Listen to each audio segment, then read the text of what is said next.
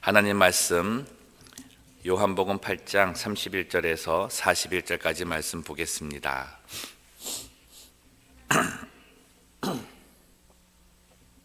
요한복음 8장 31절에서 41절까지 말씀 한 절씩 교독하고 마지막 절 같이 읽겠습니다. 그러므로 예수께서 자기를 믿은 유대인들에게 이르시되 너희가 내 말에 거하면 참으로 내 제자가 되고 진리를 알지니 진리가 너희를 자유롭게 하리라. 그들이 대답하되 우리가 아브라함의 자손이라 남의 종이 된 적이 없거늘 어찌하여 우리가 자유롭게 되리라 하느냐. 예수께서 대답하시되 진실로 진실로 너희에게 이르노니 죄를 범하는 자마다 죄의 종이라. 종은 영원히 집에 거하지 못하되 아들은 영원히 거하나니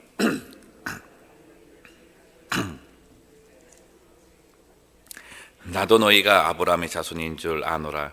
그러나 내 말이 너희 안에 있을 곳이 없으므로 나를 죽이려 하는도다. 나는 내 아버지에게서 본 것을 말하고 너희는 너희 아버지에게서 들은 것을 행하느니라. 대답하여 이르되 우리 아버지는 아브라함이라 하니 예수께서 이르시되 너희가 아브라함의 자손이면 아브라함이 행한 일들을 할 것이거늘 지금 하나님께 들은 진리를 너희에게 말한 사람인 나를 죽이려 하는도다. 아브라함은 이렇게 하지 아니하였느니라. 같이 읽습니다. 너희는 너희 아비가 행한 일들을 하는도다. 대답하되 우리가 음란한 데서 나지 아니하였고 아버지는 한 분뿐이시니 곧 하나님이시로다. 아멘. 우리들이 요한복음의 말씀을 가지고 큐티와 새벽 말씀을 또 나누고 있습니다. 이 요한복음은 다른 복음과는 좀 달리 사도 요한을 통해서 하나님께서 특별한 가르침 하나를 주셨습니다. 그게 뭐냐면 바로 믿는 자와 제자의 차이가 있는 것. 그러니까 믿는 자가 다 제자가 되는 것은 아니라고 말씀하는 거죠.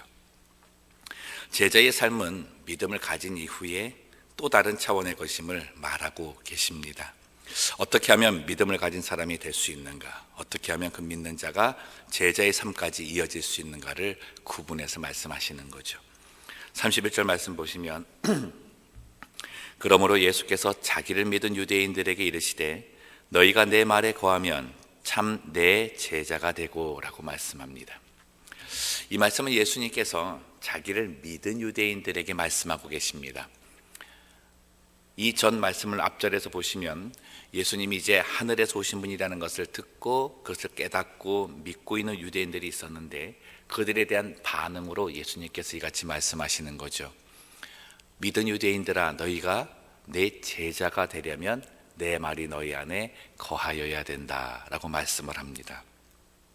여기서 거한다는 표현은 예수님이 마음에 들어오셔서 영접한다는 것을 의미하고 두 번째는 예수님이 그 안에서 그와 동행하는 교제를 말합니다. 마지막은 예수님이 안에 오셔서 영접한 그 사람은 다른 가르침이 아니라 예수님의 진리 그 가르침을 따라 행하는 사람이라고 말씀하는 거죠.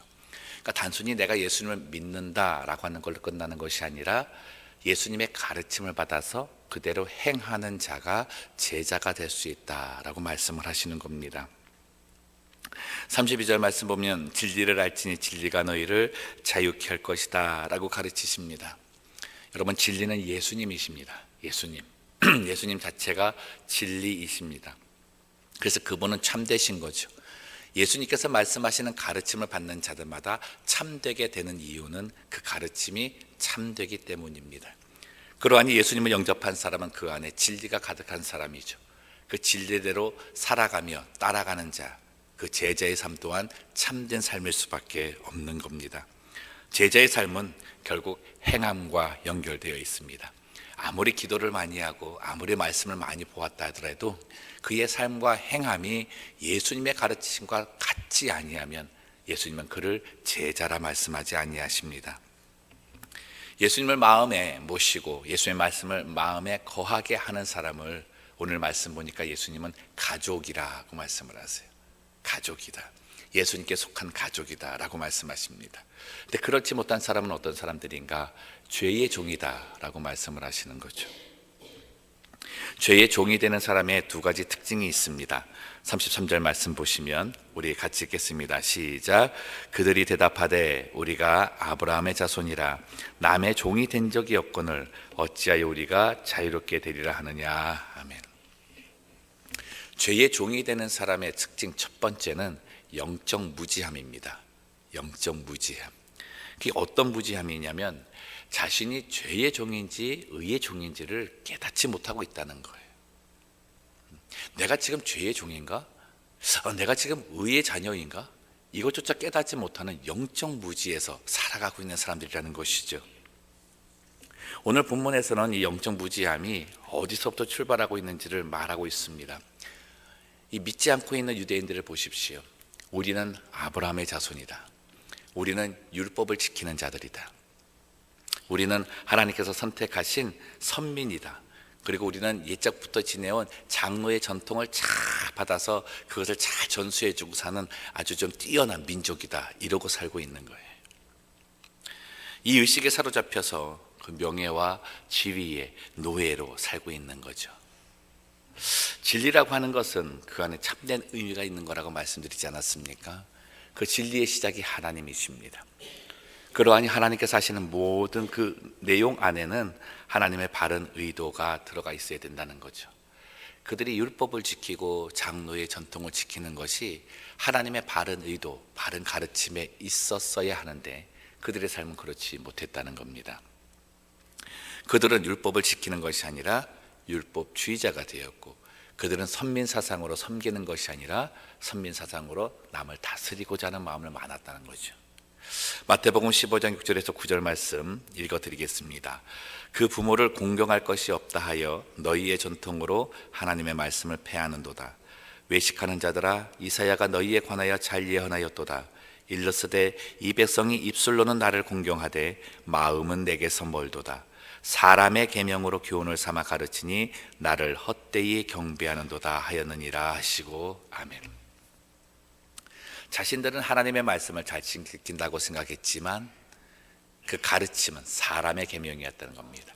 사람의 가르침이었다는 겁니다. 진리가 없는 가르침인 거죠. 그 모습은 하나님을 헛되이 경배한다라고 경고하십니다.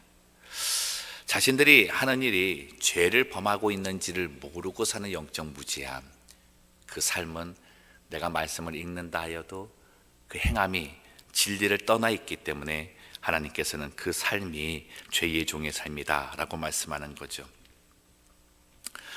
진리를 떠난 삶으로 교회나 또 가정 안에서 믿음의 행함이라 하면서 열심만 내고 살면 때로는 그것이 하나님의 영광을 가릴 수가 있습니다. 그럴 뿐만 아니라 자기까지도 상하게 할 때가 있습니다.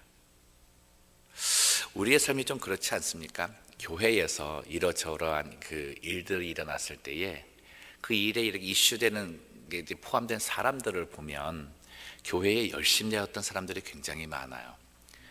여러분 생각해 보세요. 교회에서 이러저러한 이야기 나누는 사람들 보면 그냥 뭐 아무 일도 안 하고 그냥 왔다 갔다 하는 사람은 이슈화가 되지 않습니다.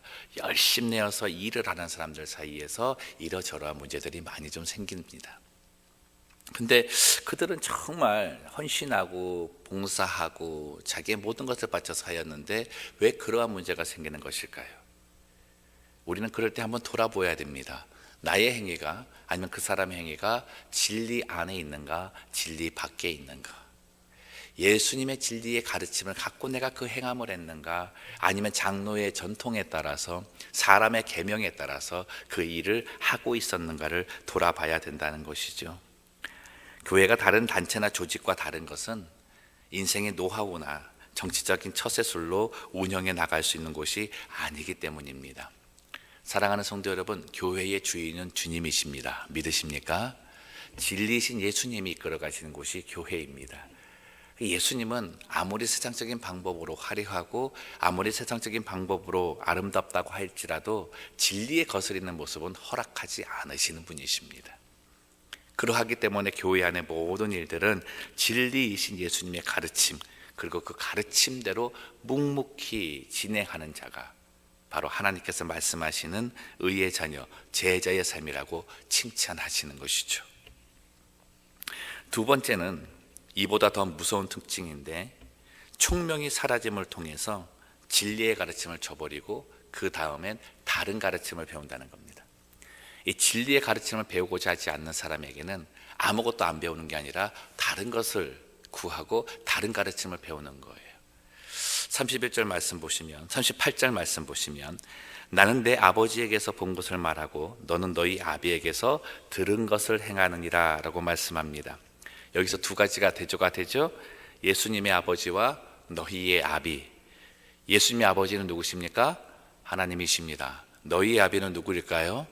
44절 말씀 보니까 마귀입니다. 마귀. 그러니 내가 믿음을 가지고 예수를 믿는다고 하지만 이 진리 예수님의 가르침을 저버리고 나면 그 자리에 마귀의 가르침을 갖고 채운다는 거예요. 마귀의 가르침을 가지고 그 이후에 판단하는 모든 것들이 마귀가 나를 꼬셔서 나를 유혹해서 준 그 가르침대로 사는 거예요. 마귀가 좋아하는 게 뭡니까? 훔치고 도적질하고 생명을 앗아가고 시기와 다툼을 일으키는 것 아닙니까? 오늘 말씀 보니까 그렇게 하셔요. 37절 말씀에 나도 너희가 아브라함의 자손인 줄 아노라. 그러나 내 말이 너희 안에 무엇이 없다? 있을 곳이 없다. 너희의 마음에 마귀의 가르침으로 가득 차버려가지고 내 말이 너희 안에 거할 곳이 없다라고 말씀하는 거죠. 사랑하는 성도 여러분, 이 새벽에 한번 우리 마음을 한번 돌아보시기를 바랍니다. 내 마음에 예수님의 가르침이 진리를 이 머물게 할 공간이 있느냐 말이에요. 아니면 예수님의 가르침보다는 나의 인생의 노하우나 처세술이나 정치적인 어떤 그런 거나 장로의 전통이나 유전에 따라서 그 가르침이 가득 차가지고 어떤 사건 하나 생기면 하나님께 나가서 기도하고 붙들기보다는 말씀 찾아보면서 진리의 가르침을 얻기보다는 살아왔던 그 모습들, 이제까지 행해왔던 그 모습들 그대로 나 또한 그 전철을 밟아가고 있는 삶은 아닌가 돌아봐야 된다는 거죠. 그거 꼭 갖고 있으면 진리의 가르침이 들어갈 자리가 없다는 거예요. 유대인들이 진리이신 예수님을 거부한 이유가 무엇입니까? 그 속에 예수님이 거하실 자리를 주지 않기 때문입니다. 오늘 이 말씀 속에 참 저희들이 정말 깨달아야 될 건 뭐냐면 마귀의 그 가르침을 내가 고집하며 고수하고 있다는 거예요.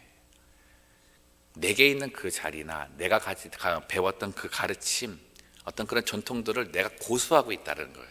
그냥 와 들어와 있는 게 아니에요. 내가 원했고 내가 그것을 버리기를 싫어하는 마음이 가득하다는 거예요. 그러니까 예수님께서 들어오기가 어렵다 말씀하시는 거죠.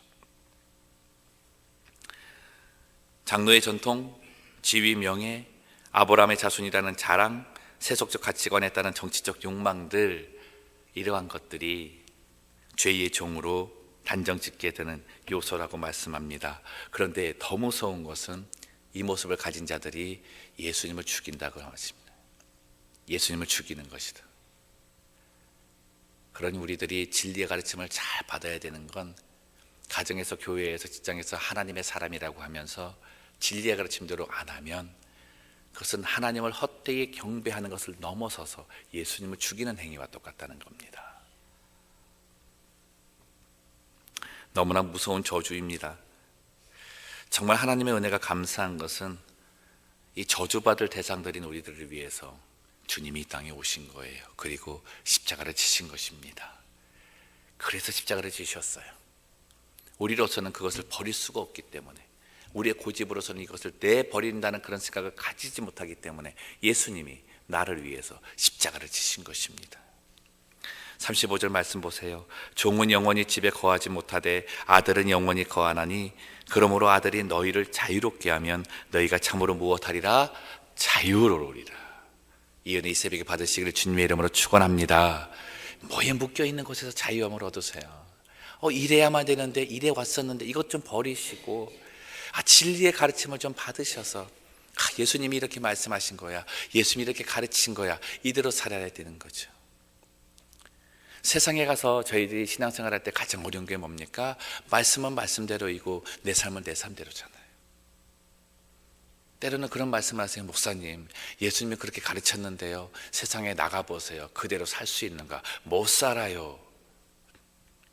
그게 장로의 전통이에요. 그게 세속의 가르침을 내가 마음에 받아들이고 있는 거예요. 거기서 자유롭게 하려면 예수님께 나와서 예수님 다시 붙들어야 되는 것이죠. 우리가 정말 참 제자, 참 아브라함의 자손이다라고 말씀하시는 그 가운데 거하려면 이 은혜를 받아야 되는 것입니다. 아브라함이 어떻게 하나님 앞에 칭찬을 받아요? 하나님 말씀을 하실 때 그대로 따라 행하였기 때문에, 그가 하나님을 믿었기 때문에 그 믿음을 의로 여겼다 말씀하지 않으십니까? 여러분, 그 고백이 이 새벽에 있어야 될 줄로 믿습니다. 제자의 삶은 순종의 삶입니다. 제자의 삶은 진리의 가르침을 나는 조금 힘들지 몰라도 받아들이는 겁니다. 때로는 내 상식과 맞지 않음에도 불구하고 예수님이 먼저야라는 마음으로 받아들이는 거예요. 받아들이는 거. 주님이 그렇게 말씀하셨잖아. 그게 제자의 삶인 거죠. 우리를 죄의 정에서 해방시켜 주신 우리 예수님, 이제 우리들은 자유인이 되었습니다. 주님의 참 제자가 되게 하고 교회가 거룩함으로 온전함으로 서게 하는 도구는 진리의 가르침대로 행하는 순종의 모습이 있는 사람들의 믿음입니다. 사랑하는 성도 여러분, 내가 그 가르침을 받는 그 믿음을 가질 때 내가 거룩하여지고 온전하여지고, 나를 통해 나의 가정이 거룩하여지고 온전하여지고, 우리 교회가 거룩하여지고 온전하게 되는 줄로 믿습니다. 이 새벽에 마음 갖고 기도합시다. 하나님, 내 마음에 주님의 진리의 가르침이 들어올 자리가 없기까지 가득 차 있는 것이 무엇입니까? 그 내려놓게 하여 주옵소서. 그거 버리게 하여 주옵소서. 정말 주의 말씀을 읽을 때마다 그 진리가 살아있어서 내 마음을 가득 채우게 하여 주시고, 주님이 자유케 하시는 그 자유함으로 사는 하루 되게 하여 주시옵소서. 다시 복음 앞에 내려놓고 진리가 거하도록 합시다. 그 진리가 죄의 종인 우리를, 세속에 놓여있던 우리를 자유케 하여 주실 줄로 믿습니다. 기도하겠습니다.